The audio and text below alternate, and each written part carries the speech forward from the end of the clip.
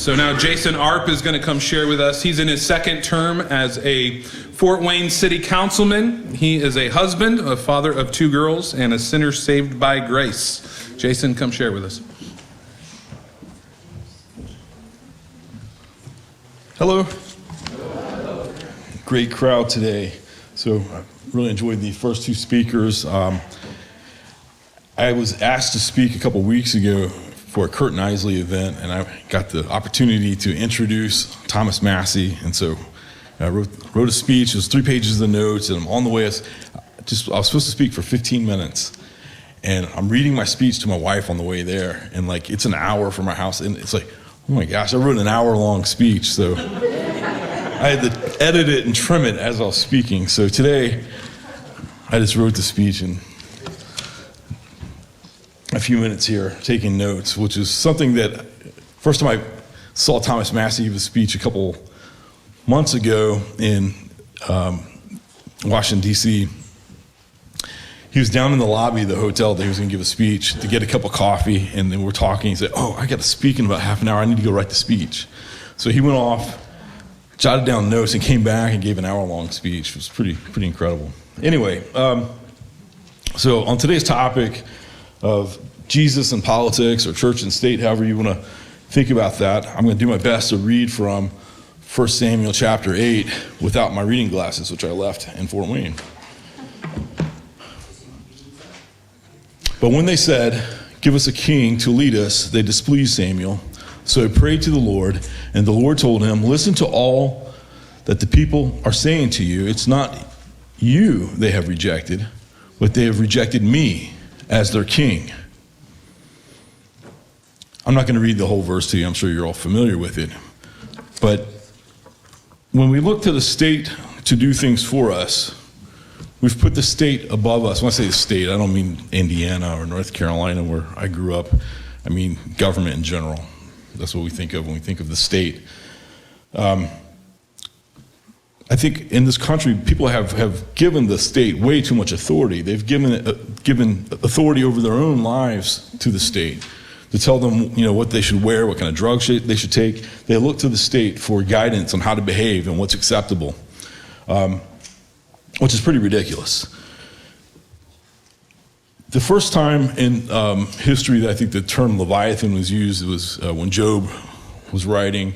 And I think Leviathan is the way that we should think of the state. It's this creature, this sea creature that has its tentacles in everything and wants to control everyone.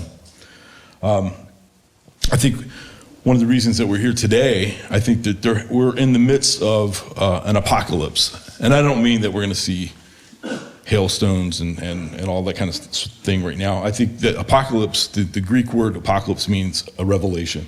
We're seeing an awakening right now. I've seen it in Fort Wayne. The COVID craziness has caused a lot of people to realize that their government has too much control over them. And so I've been approached by a lot of people that want to get involved and do something now, where for the last few years it's been pretty quiet, at least on the more conservative side of the ledger. People felt like as long as we had a Republican president, then things must be hunky-dory. They haven't really approached me about wanting to be involved in trying to get volunteers to do things was even kind of difficult. Just to let you a little bit about what it means to be a city councilman in Fort Wayne. Fort Wayne has 9 councilmen. There's 6 districts. Each one of the districts is about 45,000 people. So not quite the size of a state rep district, but pretty close. So I have 45,000 constituents that call me about all kinds of things. My garbage didn't get picked up, or the city took away my chickens. Whatever the thing is. But every once in a while, we do things that are really important. At least I think they're important, and usually not good. Usually, it's taking away people's liberties, increasing taxes, doing things for them that they should be doing for themselves. Local government has, we give local government a lot of authority over our lives. A lot of people think that the monster is in Washington, D.C. And a lot of times the monster is in your county seat. or if you live in a bigger city, it's in your city. Let me relay a little story to you. About a year and 6 months ago, it was the middle of March, we were called for an emergency meeting in the basement of Citizen Square, which is our town hall in Fort Wayne.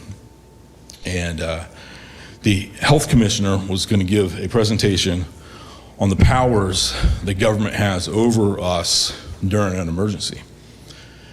And she's showing a slideshow that has slides that include things like forced quarantining of people, slides that show where the constitutional authority for them to have martial law over the people in the city came from.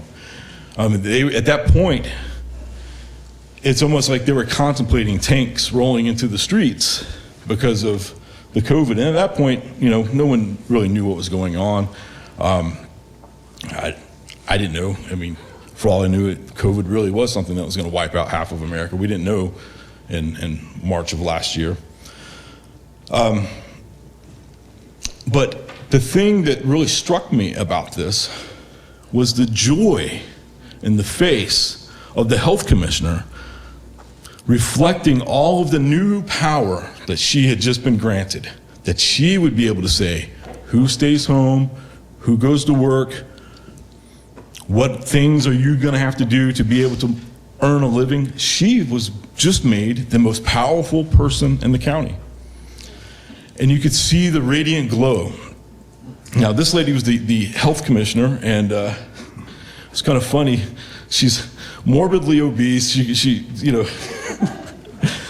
and she's going to tell us how we're going to live our lives. So within a week, she makes a pronouncement that all churches were forbidden from having church services in Allen County. And she had contacted pastors saying, hey, we're going to be watching you. And so I had a couple of pastors contact me, and I got a hold of the State Attorney General's office and a few other elected officials, and I wrote a letter, we all signed it, sent it to the Attorney General, and within 24 hours, Curtis Hill had replied back in a public letter to the health commissioner, telling her to cease and desist, and what she was doing was unconstitutional. It took all the joy away. She was embarrassed, and she retired the next week. And that was the last infringement that we saw from any health officials on churches in Allen County. So that's been a blessing. Now, a lot of the churches, unfortunately, did a lot to hurt themselves. But we won't go there. That's not the topic of today's speech. So Tim asked me to speak about a few of my experiences on council, about government, and I'll start with one of the things that we do a lot of, something I don't think we should do any of, is we're involved in what they call economic development. Have any of you guys heard that term? Okay. You see it in the newspapers all the time, some politicians promising to grow economic development. That just means they're going to steal your money. One of the first big projects was something called the Landing. They took a strip of properties that are right close to the river in Fort Wayne, and they were going to renovate these things. It was going to cost $11 million to take storefronts and apartments, some restaurants, and renovate them and make them into new apartments, restaurants, and offices and storefronts. $11 million. So I took a look at the project plan, what it was they're going to do, how many units, how many square feet. And based on that, you can calculate what the thing's going to be worth when it's done. Square footage times the rent times how many years, use a discount factor. The thing's going to be worth $11 million. The project plan that the developer brought to us was $33 million. And I thought, wow, why are they doing this? Well, then you looked at who the people that were really promoting this thing. Greater Fort Wayne is our Chamber of Commerce. Architects, engineers, the law firms that are handling the bond counsel work, all these folks are lining up. If they could make this $11 million project cost $100 million, they would, because they all get paid a percentage of what the cost is. So that's the way these things work. These people team up with politicians and create these projects that really didn't need to be done. Now that they've done this in Fort Wayne, does it look nice? Sure, they spruced up these buildings. Was that worth $33 million of taxpayer money? I don't think so. It reminds me of Credit Mobilier. Are you guys familiar with that? So Credit Mobilier was the company that financed the Intercontinental Railroad after the Civil War. U.S. Grant had worked together with some people that put together a scheme to fund a railroad from the East Coast to San Francisco, and they put the spike. Where did they put the spike? In Colorado somewhere? Utah? Okay. I was close. All right. Yeah, the Golden Spike in Ogden, Utah. That's right. Okay. That project, they determined that they charged 3 times as much as what the actual costs were. And I noticed that's like a recurring theme. I'm not sure why it's 3 times, but the landing was done by a group called the Model Group. That was the name of the developer. And they were providing the model for what was going to be done in Fort Wayne after that, which was the Electric Works. The Electric Works guys took almost the exact same financial scheme, but multiplied it by 10. So instead of something that's going to be worth $11 million, it's going to be worth $100 million, but it's going to cost $300 million to do it. And this level of corruption at the local level should tell you one thing. I want the government to do as little as possible. I don't want the government to do economic development. I'd rather the free market do that, where people are trying to figure out how to best spend the money, how to be most efficient with it, and build capital, because capital is going to be the thing that employs people in the future. On the flip side, and this will help you to understand why I think government is more or less organized crime syndicate. Working with Greater Fort Wayne, the city of Fort Wayne has discouraged some companies from being able to build and develop and grow there. One example of that was there was a company that makes, I'm not going to use their name because they probably wouldn't want me to use their name. They make clamshells that you put food in. They're the biggest manufacturer of these clamshells in the world. They happen to have a factory in Fort Wayne, and they wanted to move their R&D center and their corporate headquarters from New Jersey to Fort Wayne, because New Jersey's not a nice place for businesses. They called me after a few months, and they said, hey, we're having difficulty getting the permits to allow us to move forward with our project. So it was November. If you don't pour concrete in November, you're not going to pour it till April. So I called the building department. They referred me to the plan department. I talked to people in the plan department. Why can't these guys get their permits? Well, there's 3 trees along this street on their plan that they haven't identified what kind of tree it is, so the city arborist cannot sign off on the plan. This is going to be like a 100,000 square foot building. It's going to be a big manufacturing center. You would think you would want people to be able to build in your city. So I called the Parks Department and said, unless you want me to have a press conference this afternoon describing why this company cannot get permits, I would suggest you sign off on them so they can go ahead and start their building. They did, and I get a call the next day. Oh, there's another problem with the permits. City utilities won't sign off on it. Apparently they've got a problem with their sewer permit. Now, this is a company that has had these plans accepted by the FDA, USDA, IDEM, and the EPA. They've all looked at this plan, they've signed off on it. So why would our city sewer have a problem with it? So I called them and I said, what's the holdup here? And they say, well, they have a problem with their sewer permit. I said, obviously, what's the problem? And they said, well, there is a sink in a janitor's closet on the second floor outside of the office suite that they do not identify what the cleaning agents are going to be in that sink. So you're going to hold up this project for that. And I told them the same thing. I'll have a press conference and we'll get this out in the open. They got the permits. The building was built. Later I find out that the reason why they're having so much trouble is this company did not have a good relationship with Greater Fort Wayne, which is, like I said before, our Chamber of Commerce, which acts,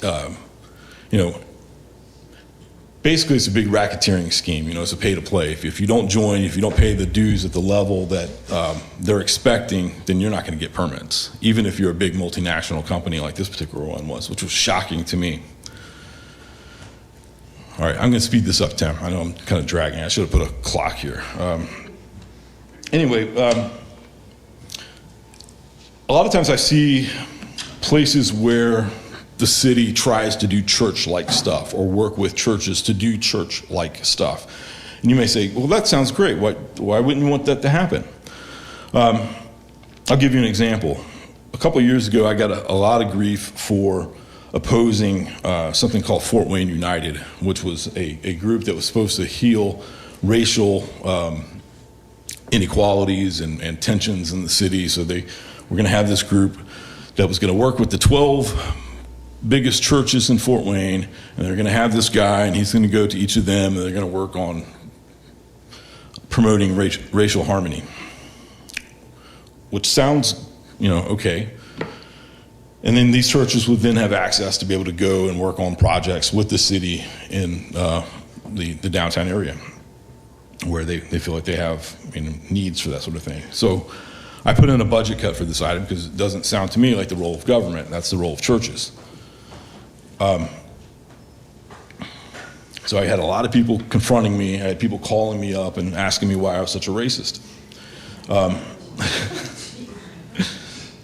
And pastors from a couple of these churches were giving sermons about me in the pulpit about what a bad guy Jason Arp is. Whenever you have a chance to vote against him, make sure you do that twice.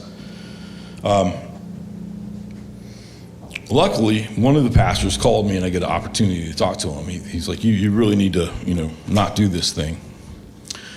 And I said, well, you're the pastor at the biggest church in Fort Wayne. I'm guessing your missions budget's well over $1 million. And he says, yeah, it is. What does that have to do with it? I'm like, well, you could fund this 100% from your missions budget. This is only $50,000 item on here. But by going to the city and having them operate this, there's certain thing that you cannot do that you would have been able to do if it was a missions item. You cannot preach the gospel of Jesus Christ, because I've met with the guy that's running the program. I've met with the police chief. I've met with the mayor. And I asked them, in this program, can you talk to people about Jesus? Because that's the only thing that's going to make a difference in healing these divides. But instead, what they did is they went to all the churches and handcuffed them. So that way, yeah, you can come and serve soup or play basketball, whatever you want to do, but you cannot talk about Jesus. So that's the worry I get when people talk about, wanting to do church-like things through the state. What happens is the state becomes the thing that people worship. They don't talk about Jesus. They don't talk about, what it is to love your neighbor. They want people to be dependent upon the state. There's something about once most people become elected that they feel like they have to be in control of people's lives, that they have to be involved in everything. And so I would say that the type of government that we have in this country is very much a fascist state. I mean, has anybody read The Doctrines of Fascism by Mussolini? Yeah. I mean, we're soaking in it. And everything's permitted. So Mussolini allowed the church to operate in Italy, just as long as it was under the state, as long as it was coordinated with the state, as long as they didn't usurp the state.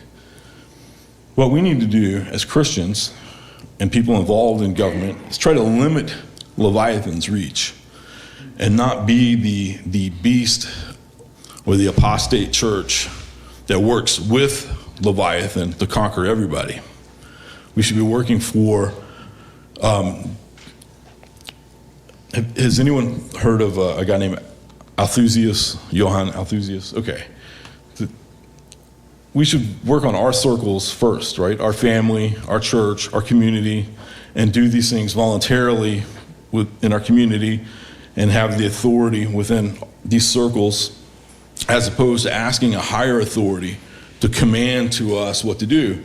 Our authority is already spoken. We don't need new laws.